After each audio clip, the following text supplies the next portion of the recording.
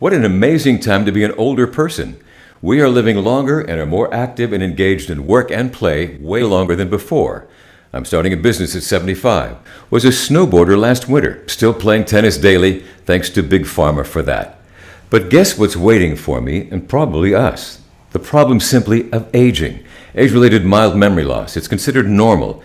And after that, what we don't want to think about, or some believe if we live long enough, Alzheimer's disease. And in fact, in the United States, 50% of people with Alzheimer's dementia are walking around and they don't know they have it.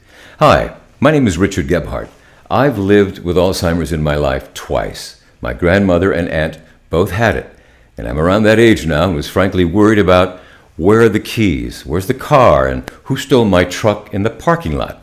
It was embarrassing to me, but it caught my attention and changed the course of my life. In general, we don't do that. People don't do that. They wait too long. Families and patients are afraid about their memory symptoms. They don't come to the doctor.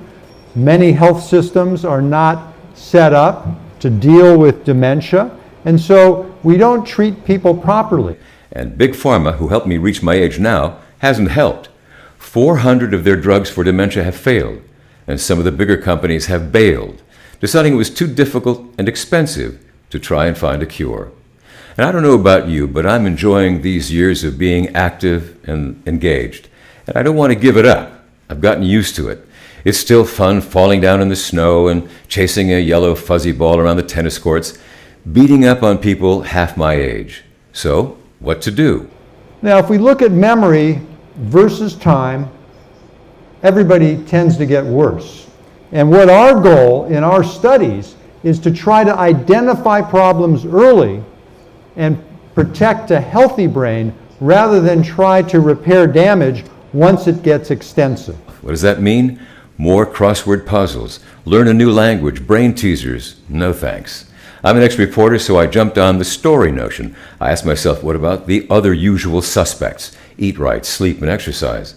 So what could I eat that would make a difference? In some way, deal with my age-related mild memory issues now, and what's going to happen to me in the years ahead. The studies show us that the earlier we can find the problem and treat it, the better patients do over time. It had to be something that was safe, been around for a long time, like about 5,000 years. And there would have to be some trusted proof, some double-blind placebo-controlled study over time that offered me more than hope or even anecdotal evidence. What was that going to be? I found it in about 10 minutes. Thanks, Google. You can search too and see what comes up. So what is this one thing that could make a big difference? It's hiding in plain sight in your kitchen, probably, as it was in mine. Curry powder. Inside the powder is turmeric.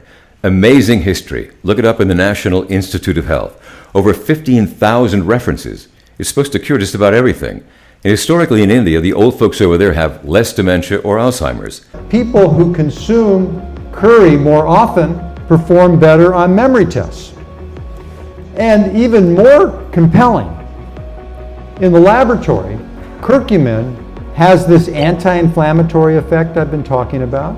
It also has an antioxidant effect, which is important because as the brain ages, it undergoes oxidative stress, which causes wear and tear on our neurons.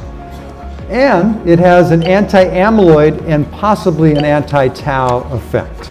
But there was no proof until early 2018.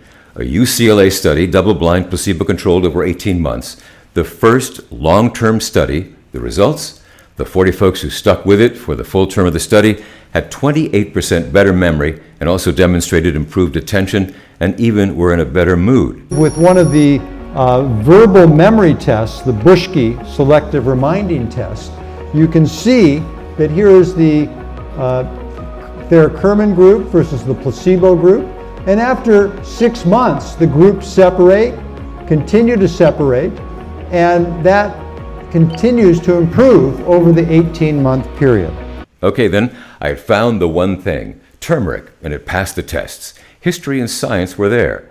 Now I needed just one more big thing. The last step then was, how were we going to do it? We found out in the lab the turmeric notes, the aroma and tastes, were slightly citrusy and ginger spicy, So it seemed to us that we could somehow upgrade that flavor profile and then blend it with things that we love.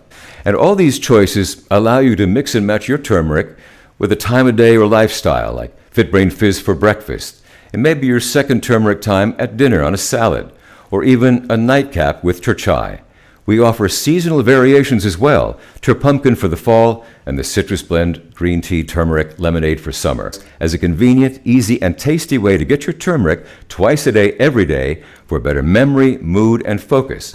And just to summarize the different memory and attention results, comparing the placebo versus the curcumin group, you can see there's a really compelling results. So thanks for watching. I'm Richard Gebhardt of King Turmeric. Email me, richard@superspice.com, if you want more information or would like to become one of the early Superspice adopters. Or call me toll-free at the office and leave me a message at 1-833-KING-TURMERIC.